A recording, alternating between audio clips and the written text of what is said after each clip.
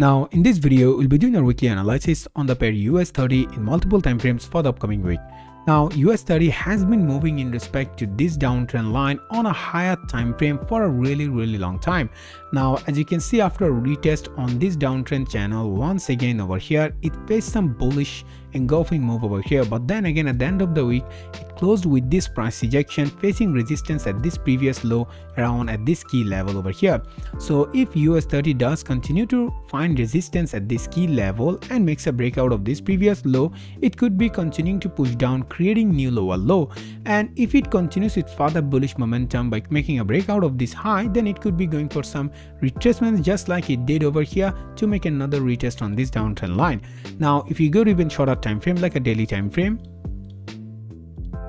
then you can see US30 while moving in respect to this higher time frame downtrend line, it's also moving in respect to another downtrend channel over here. Now US30 needs to make a breakout of this previous high above this key zone where it found its latest resistance at with all these multiple retest points while moving in respect to this downtrend channel if US30 is to continue pushing up with further bullish momentum. And also it needs to make a breakout of this previous low with further bearish momentum if US30 is to continue to push down. So a breakout or either a continuation of this downtrend channel will be determining in which direction US30 might be heading on the upcoming week. Now if you go to even shorter time frame like a 4-hour time frame,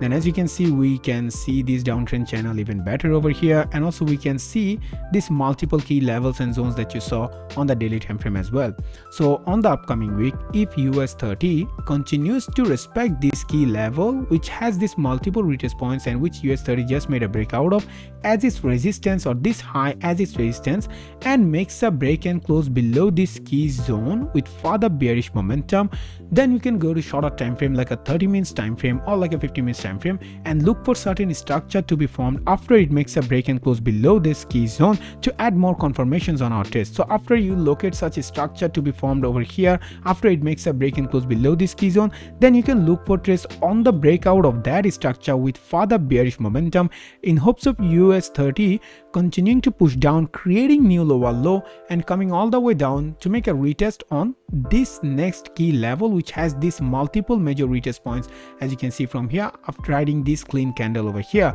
And to avoid such fake outs and stuff, we will be waiting to see some structure to be formed over here after a break and close below this key zone, and then look for trace on the breakout of that structure. However, if there is a fake out over here, if US30 does find support around here and starts to form these higher lows and makes a break and close above this key zone with further bullish momentum, then we can also use the similar technique that we did that we just talked about over here, going to shorter time frames and then look for trace on the long side in hopes of US30 coming all the way up to make a retest on this next major key zone which has multiple retest points which you can see on the daily time frame over here, or pushing all the way up to make a retest on this key level and also make a retest on this higher time frame downtrend line as well. So a breakout of this key zone with further bullish momentum would be a breakout of this downtrend channel which might lead US30 to continue with further bullish momentum to make some deeper retracements to any of these key zones and also make a retest on this downtrend line as well. So let's see how US30 reacts